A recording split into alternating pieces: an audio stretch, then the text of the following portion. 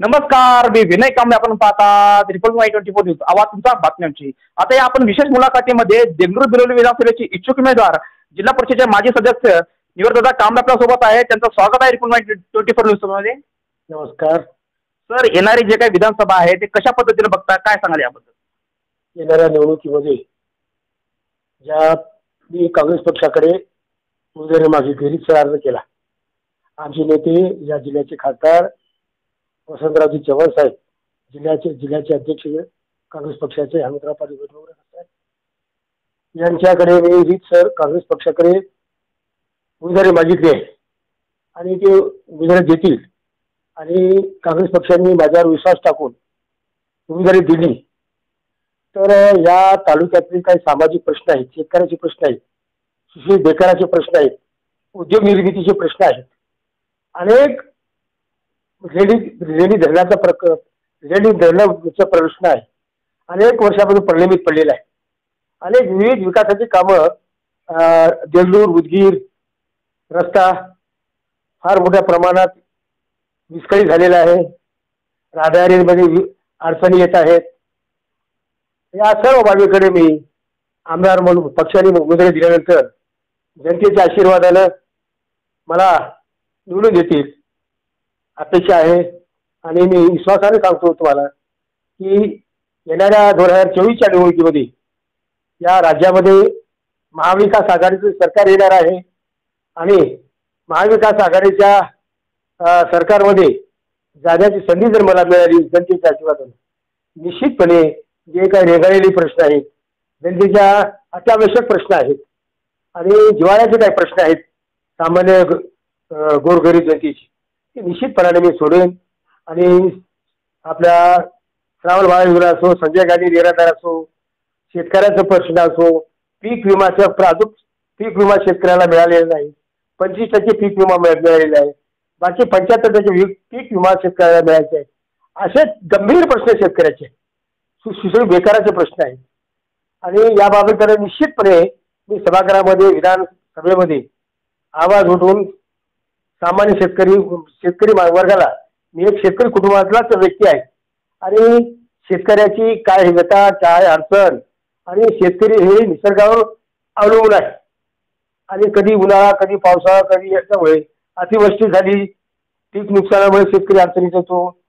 अनेक समस्याला शेतकरी सामोरं जावं लागतं. आणि म्हणून या राज्यामध्ये मोठ्या प्रमाणात शेतकरी आत्महत्या होती. आणि खरंच या शेतकऱ्याला न्याय द्यायचा असेल, शेतकऱ्यांनी केंद्र सरकारने कोणत्या प्रकारच्या सवलती न देता शेतकऱ्याला पीक जे शेतकरी उत्पन्न करतो त्याला हमी भाव मिळाला तर निश्चित शेतकरी सुख समृद्धी होईल, शेतकऱ्याचा आत्महत्या रोखेल. अशा प्रकारचं मी काम करेन. एकूणच आतापर्यंत देगलूर बिलोली विधानसभा संदर्भात बोलायला गेला असेल तर गेल्या वेळेस अंतापूर घराण्यामध्येच आमदारकीचं राहिलेली आहे आणि त्यानंतर सुभाष साबणे देखील या ठिकाणी बाहेरून येऊन देखील लोकांमध्ये मतदारामध्ये चर्चा आहे, याबद्दल काय सांगाल?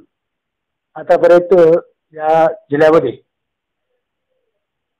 या पहिला मुख्य तालुका राखीव होता, त्यामध्ये पिराजी साबणे 1971 होते. त्याच्यानंतर मधुकररावजी घाटे साहेब होते. त्याच्यानंतर त्याच्या वारल्यानंतर वारसा म्हणून अविनाश घाटेला सुद्धा संधी मिळाली. आणि त्याच्यानंतर सुभाष साबणे साहेब आमदार होते. पुन्हा 2009ला आपला देगलूर बिलोली मतदारसंघ राखीव मतदारसंघ म्हणून घोषित झाला. त्याच्यानंतर त्या पक्षाकडे मी 2009ला उमेदवारी मागितली आणि मागितल्यानंतर आपल्या या जिल्ह्याचे नेते त्यावेळेस आमच्या काँग्रेस पक्षाचे अशोकरावजी चव्हाण साहेब होते. त्यांनी कार्यकर्ते सर्व बोलले आणि मी कार्यकर्त्याचा विश्वास घेऊन चर्चा करून मी पक्षाची उमेदवारी देईन. परंतु आमच्या देगलूर भागाचे देगलूर तालुक्याचे नेते कोणी, त्याचं मी नाव घेणार नाही, परंतु त्यांनी काही आपण कुणाचा विचार विनिमय करता, त्यांच्या कार्यकर्त्याचा विचार विनिमय करता रावसाहेब अंतापूरकर यांना उमेदवारी दिली. तरी त्यावेळेस सुद्धा मी पक्षाची जबाबदारी म्हणून काँग्रेस पक्षाचा कार्यकर्ता म्हणून त्या काँग्रेस पक्षाच्या उमेदवाराला रावसाहेब अंतापूरकरचं काम केलं आणि त्यांना निवडून यायचं धडाने काम करून निवडून झाले. एकूणच आता बघताय की 22 ते 25 जण आपल्या या रिंगणामध्ये आहेत आणि यावेळेस देखील मोठी मागणी होत आहे की बौद्ध उमेदवार या ठिकाणी महाविकास आघाडीकडून मिळणार आहे असं एकूण चर्चा आहे. याबद्दल कसं बघता? या जिल्ह्यामध्ये आतापर्यंत बौद्धाला उमेदवारी मिळाली नाही. मी तसं काय बौद्ध आणि मात्र काही म्हणणार नाही. जो कार्यकर्ता आहे, जनतेच्या सेवेमध्ये कामगिरीत आहे, सतत जनतेचे काम करणार आहे. मी जातीच्या नावावर कधी निवडणुका केलो नाही, करणार पण नाही. बौद्ध असेल, मातंग असेल, कोणी असेल, परंतु जनतेची नाड, शेतकऱ्याचे विकासाचे प्रश्न, सुशिक्षित बेकाराचे प्रश्न, अशा मी तळमळीनं काम करतो. म्हणून मी बौद्ध आहे म्हणून मला उमेदवार द्यावी या उद्देशाने मागणार नाही. एक समाजाचा पाईक म्हणून, शेतकऱ्याचा सेवक म्हणून, सुशिक्षित बेकारामध्ये गरिबीचे प्रश्न मी जाणवलेले आहेत. ही समस्या मला या आहे. म्हणून मला पक्षाने जर उमेदवार दिली, निश्चितपणे माझा विजय होईल आणि जनतेचे प्रश्न सातत्याने सभागृहामध्ये सोडवेल. आणि मी जनतेला विश्वासाने सांगतो, या सभागृहामध्ये निवृत्ती कामे आमदार म्हणून गेल्यानंतर, या आमदार म्हणून या आविर्भावामध्ये न राहता जनतेचा सेवक म्हणून मी काम करेन, एवढं मी सांगतो. एकूणच तुम्ही आता माझे जिल्हा परिषद सदस्य देखील आहात. एकूण तुमचा ते एकूण प्रवास कसा झाला? लहानपणापासून शिक्षण, राजकारण, समाजकारण करताना राजकारणात तुमचं येण्याचं कसं काय सांगाल याबद्दलचा प्रवास? माझे वडील आजोबा हे शेतकरी कुटुंब. आमच्याकडे वडिलोपार्जित शेती होती. आमचे आजोबा माझी कांबळेला 3 मुलं, गरिबा, माझी आणि आपले कोणीबा आणि पोचीराम, अशी 3 मुलं. त्या 3 मुलाचा सहवास एकत्र होते. त्याच्यानंतर काही दिवसांना विभक्त झाल्यानंतर मी शेतीमध्ये, वडील शेतकरी करायची, शेती करत असताना आऊत होतं, माणसं होतील, अशा प्रकारे शेती करत असताना मी कॉलेज शाळेमध्ये तमलूर या ठिकाणी माझ्या गावामध्ये प्राथमिक 1ली ते 4थी पर्यंत प्राथमिक शिक्षण घेतलं. शिक्षण घेतल्यानंतर पुढे काय 4थीच्या पुढे आमच्या गावामध्ये सांगलीला शाळा नव्हती. नंतर 4थी पास झालो. नंतर तमलूरला पायी जायचं. उन्हाळ्यामध्ये, पावसाळ्यामध्ये चिखल वाट काढून आम्ही तमलूरला शाळेला जायचं. आणि दररोज आम्ही शाळेला गैरहजर न राहता शाळेत जायचं. परीक्षा आमच्या त्यावेळेस नकला तर जाऊ द्या, पण मान सुद्धा हरवायची नाही. अशा प्रकारचं आमचं शिक्षण आणि वर्ग, शिक्षक आणि विद्यार्थ्याचं नातं होतं. अशा शिकत मग 7वी पास झालो. 7वी पास झाल्यानंतर देगलूरला कॉलेजला आलो. त्यावेळेस आमचं PUC वर्गात म्हणजे PUC मध्ये प्रवेश घेतला, देगलूर महाविद्यालय देगलूरमध्ये. आणि त्यावेळेस आमचे प्राचार्य हेमचंद्र धर्माधिकारी साहेब होते. त्यांनी आम्हाला सायन्स घेण्यासाठी आग्रह केला. माझं मानवी विकासमध्ये 8वी ते 10वी पर्यंत झालं. त्यामुळे आमचे SM उत्पाद सर होते, बंडोबस्त सर होते. त्यावेळेस आम्हाला मॅथमॅटिक्स घेण्याचा आग्रह पाडले, मॉडर्न मॅथ म्हणून. आणि मॉडर्न मॅथ घेतल्यानंतर मी त्यावेळेस हुशार विद्यार्थी होतो. राजकारणामध्ये कधी पदार्पण केलं? राजकारणामध्ये मी 1971ला PUC झाल्यानंतर ग्रॅज्युएट झालो. ग्रॅज्युएशन झाल्यानंतर 74-75 मध्ये एका नांदेडमध्ये अंबिका विद्यालयामध्ये शिक्षक म्हणून काम केलं 2 वर्ष. माझ्याबरोबर शिक्षक महासंचालक जे होते, शिक्षक संचालक होते नांदेडी, ते पण माझ्याबरोबर शिक्षक होते. त्यावेळेस मी शिक्षक म्हणून काम करत असताना संस्थापकाचं माझं काही थोड्या अंतरामध्ये म्हणजे त्याच्यामध्ये झबल्या नसल्यामुळे मी शिक्षकाचा राजीनामा दिलो. त्याच वर्षी जेवढं मग मी सामाजिक गावाकडे आलो. शेती करत मग सामाजिक काम करण्याची मला एक चळवळ. आणि चळवळ आता मध्ये 1974, 75, 76 आता झाल्यानंतर 75-76 पासून मी सामाजिक कार्य, कोणते गरिबाचे कामं, शेतमजुराचे कामं, अशा प्रकारचे मी पुण्या तहसील असो, पोलीस स्टेशन असो, पंचायत समिती असो, याच्याकडे काम करत राहील. ते काम करत राहायचं असल्यानंतर मी एक मध्ये चांगली चळवळ म्हणजे मी चांगलं सक्रिय काम करू शकतो राजकारणामध्ये. 1979-80ला ज्यावेळेस निवडणुका लागल्यानंतर जिल्हा परिषद पंचायत समितीच्या, त्यावेळेस पंचायत समिती राखीव होती. त्यावेळेस सिंडिकेट काँग्रेस होतं. या जिल्ह्याचे काँग्रेस पक्षाचे इंदिरा काँग्रेस, इंडियन नॅशनल काँग्रेस पक्षाचे वतीनं बाजीराव शिंदे म्हणून जिल्हाध्यक्ष होते. या देगलूर तालुक्याचे तालुकाध्यक्ष अशोक देशमुख गिरेगावकर साहेब होते. आणि आमच्याबरोबर आमचे राजकीय सहकारी, आमचे राजकीय मित्र सुभाषराव पाटील सर्वोदय होते, त्यांनीच मला राजकारणामध्ये आले. खरं तर मी राजकारणापासून त्याच्या बळावर त्याच्या हिमतीवर वाढलो. आणि त्यावेळेस 1979ला मला काय राजकीय तेवढं परिपक्वता नव्हती, परंतु तरी पण जिद्दीनं काम केलो. काँग्रेस पक्षाचं तिकीट सुद्धा कोणी घ्यायला तयार नव्हतं, बरोबर. मग तुम्ही हिमतीनं तिकीट घेतलो आणि केवळ 10 मताने पराभव. कारण का माझ्याच गावातील माझ्या पत्नीचे मावळे नागोरावजी कांबळे माझ्यापेक्षा सिनियर लीडर होते. त्याने राजकारणामध्ये निवडणुकीमध्ये पंचायत समितीला उभं लागले आणि मी त्याला म्हणलो मग तुमचं म्हणजे मग त्यात निवृत्ती कांबळे काँग्रेस पक्षाकडून उभं लागले, तुम्ही अपक्ष उभं लागू नका. त्याने म्हणजे निवृत्ती कांबळे जर म्हणत असते मी वापस घेतो, मी काय म्हणलो नाही. त्यामुळे त्यांनी 43 मतं घेतली, मी 10 मतांना पराभव झालो. तसं करत करत तर मी हा राजकीय प्रवास चालू होता. लोकांची काम करत होतो.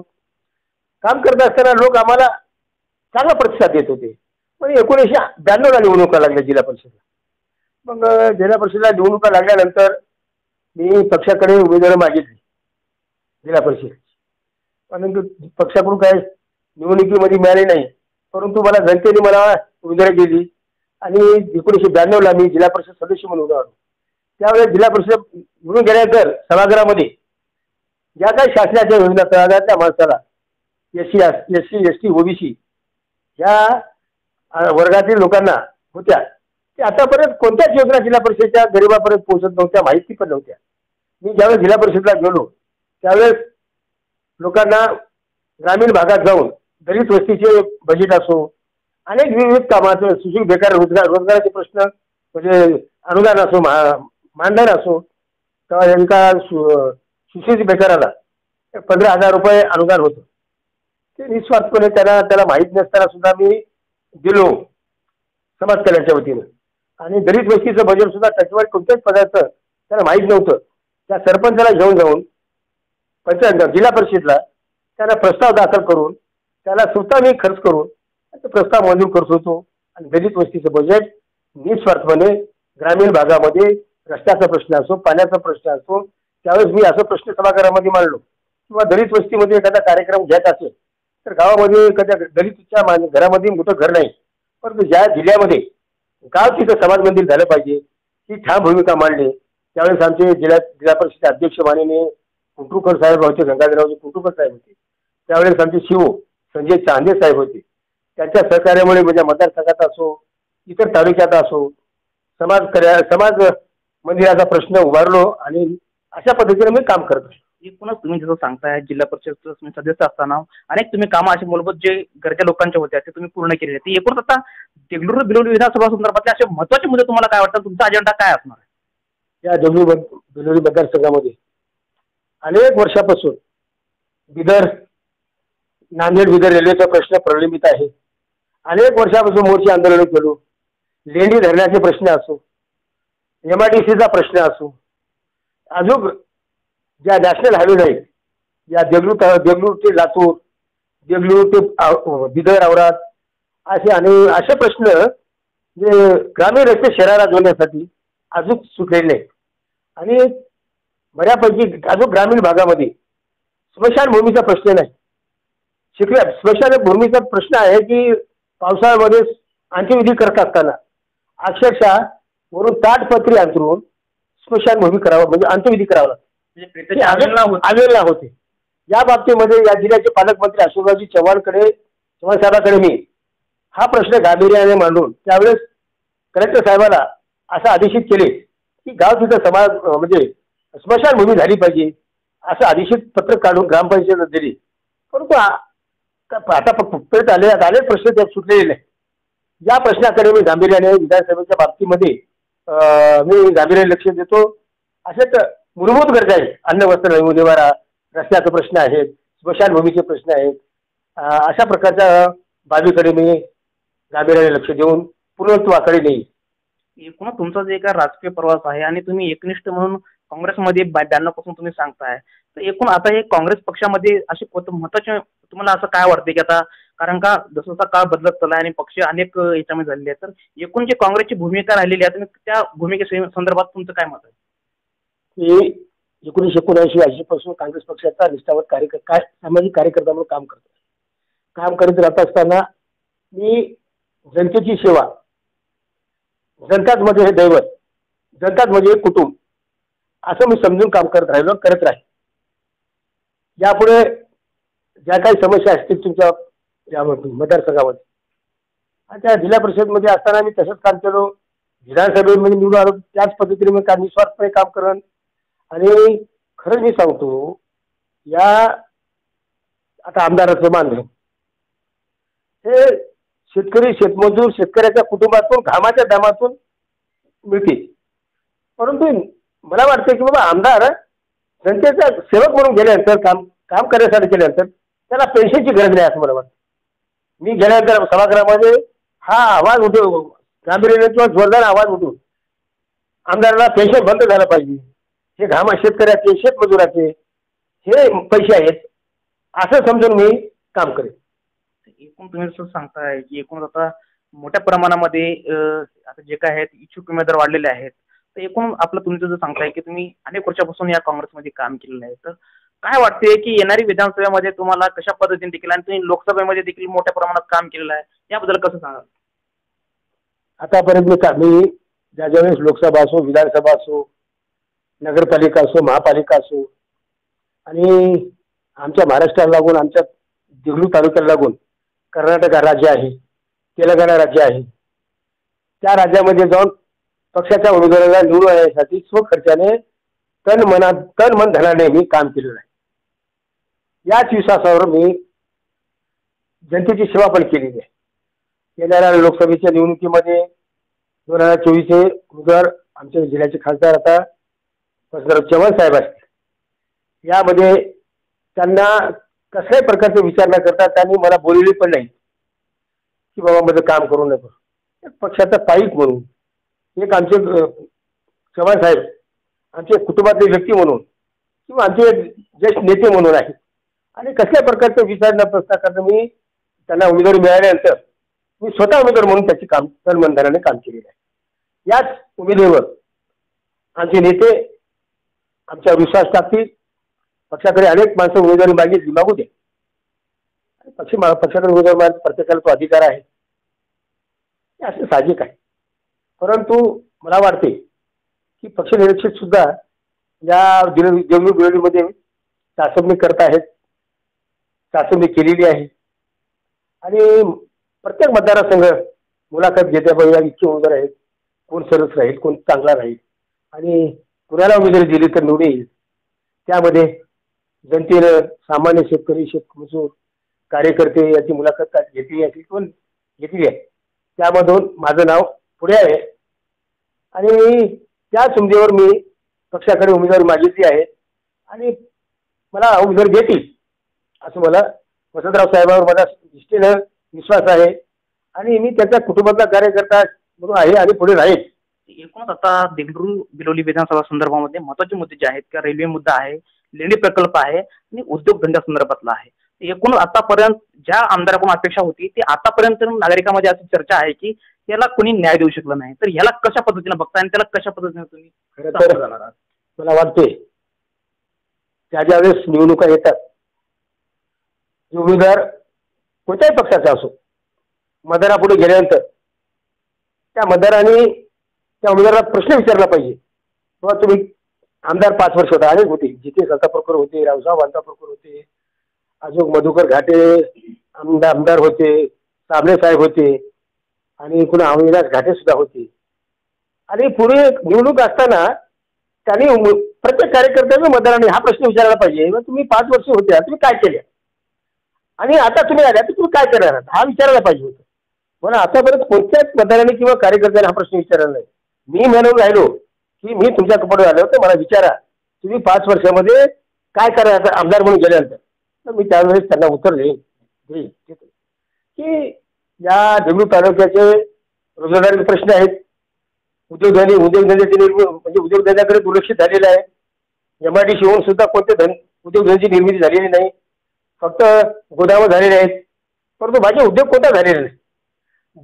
नांदेड बिदर रेल्वे अनेक प्रश्न निर्माण नाही,